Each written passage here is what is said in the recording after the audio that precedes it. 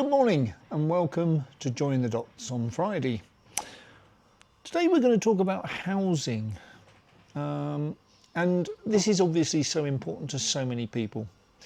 An awful lot of people in the West only create wealth by buying a house, and obviously over time the house appreciates, the mortgage goes down as you make the payments, and you end up with a net equity. And that's how most people in the West, other than America. In America, they're much more into stocks and shares, obviously. But what I want to do today is talk through why we are in or on the cusp of something that could be truly awful for housing. Now here, I'm going to claim some experience in this field, because in 2008, I was invited to go onto the radio in Dubai, where I was living at the time, and I was joining the property show for I think it was June of 2008, so before the crisis had started, before the Lehman moment in September. And when asked about the property market, I said, well, I think it's going to fall 70%. Now, you can imagine the shock and the horror, the sheer horror, because everyone was investing in property, everyone. And it was a bit outlandish to sit there and say, I think it will fall 70%. Now, I did explain at the time, though, and this is crucial, I explained at the time it's nothing to do with Dubai per se. It was all to do with the global banking system and the crisis that I had seen developing since June 07, when I wrote out to clients and said, we are going to have, and I used the words, a global financial crisis. Now, that was endorsed in October 07 by Northern Rock going bust. And the reason Northern Rock went bust is crucial to today's presentation. They went bust because they were borrowing at the short end and lending out on long-term loans. Classic mistake by any bank. Any bank at all, you match your book. You might take positions here and there, but you don't go all in on short-term borrowing, long-term lending. That's suicidal, as it turned out. Because as rates moved up, the bank was left in a terrible position where it lent out at 2.5%, 3% and was borrowing at 4%, 5%, 6%. Then it gets into a horrible position where it has to cover that shortfall and it's covering it at a loss. And it went bust. Then in the March 08, we saw Bear Stearns go bust. So to me, sitting there in June 08 wasn't particularly clever in my mind to say, well, there's a global financial crisis. We'd already seen a major bank go in the UK, which hadn't happened since the Bank of England was formed in 1634 or whatever. And we'd seen an American bank go, although it was an investment bank, not a retail bank. So on that fateful day, I said it would fall 70% in Dubai, because I saw not that Dubai had a unique problem, but that the banking system would not be wanting to lend into Dubai, and therefore the Dubai banks would be short of liquidity to lend out to the market. And that's what happens in a financial crisis. Liquidity, liquidity, liquidity. We've said it on here many times. So what am I seeing now across the world? I've looked at the rates today. You see New Zealand in 2015, I'm going back 10 years. In 2015, New Zealand rates were 2.9, they're currently 4.4. Australia 2.8, currently 4.3. Canada 1.5, currently 3.5. UK 2, currently 4.7. US 2, currently 4.3. So across the Western world, where a lot of markets are dominated by the housing market, its value, its growth in prices, and therefore the equity that people are left with, is in real trouble.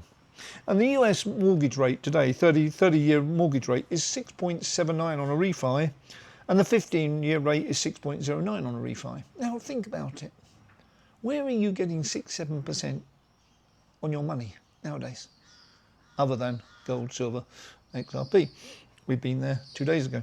Okay, but where are you getting this money? You can't. You can't get this sort of money. So the banks are in a real catch-22 in my eyes. And remember, I'm a macro person looking at banking, experience of banking, UK, US, Swiss banks. All right. Please look at my description or my past. So what I see is an awful lot of banks are in a horrible position where rates are moving up. And I explained that with the Japanese rates that I showed you on Wednesday again. You can see the two graphs. You can see the 10-year and the 30-year. The rates are moving up, okay? So where are we going to be left? We're going to be left with banks, probably because all corporates do this, they're greedy.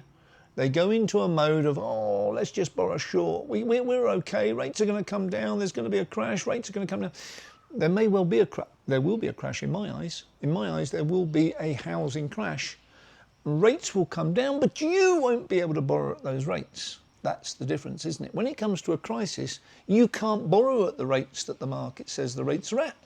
You can only borrow at whatever the bank says you can borrow at. And that's a lot higher than the market rate, because all price discovery disappears in a crisis, okay? There is no longer any relationship between the market rate and what you can borrow at. That's just a fact, okay? So I linked to you some time ago, and you can have a look at this at the end of the show because we'll put the link up on the screen. Eurodollar University did a video on jobs and housing, and it's so instructive. And I tell you, Jeff Schneider's great because he just takes the data and he just pores through it and finds the truth. Okay, and I bring you that truth from all these different sites that I look at. As I say, I've spent years building this up because I wanted to get the truth. I don't want the fads. I don't want the hype. I don't want the noise. I want the truth. Okay, work from the truth. So, in my world, we have incredible housing dislocation, market prices. Now, the only thing that's going to counteract this time, because it's already started in some markets, especially New Zealand, I think in Canada, I think in Australia and UK as well, it's already started. But what is happening there is the government or the central bank is saying to the banks, don't foreclose, don't do it.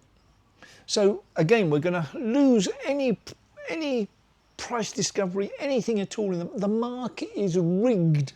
Now, it may benefit you because you won't be foreclosed on if you've got an extremely high debt to value on your property, debt to equity loan.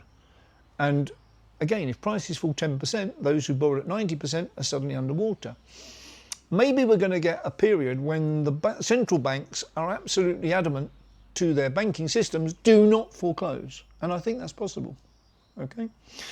But at the end of the day, you can't stop the tide. You just can't stop it, okay? And banks are going to end up in a real mess with their mortgage books. And of course, in the US, a lot of those are spewed out into the market, and then there are derivatives written on those, and we end up in 2008 again, and we end up with a Lehman moment, or more. I think more. So, we've got all of these problems hitting us at the same time. And remember, as Eurodollar University points out, it's all about jobs.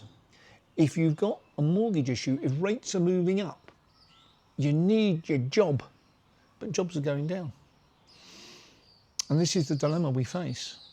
So, to me, I can, hand on heart, say, I can see a banking crisis worse than 08 coming, and it will play out through the housing market because that's where the largest amount of debt sits, in the mortgage market.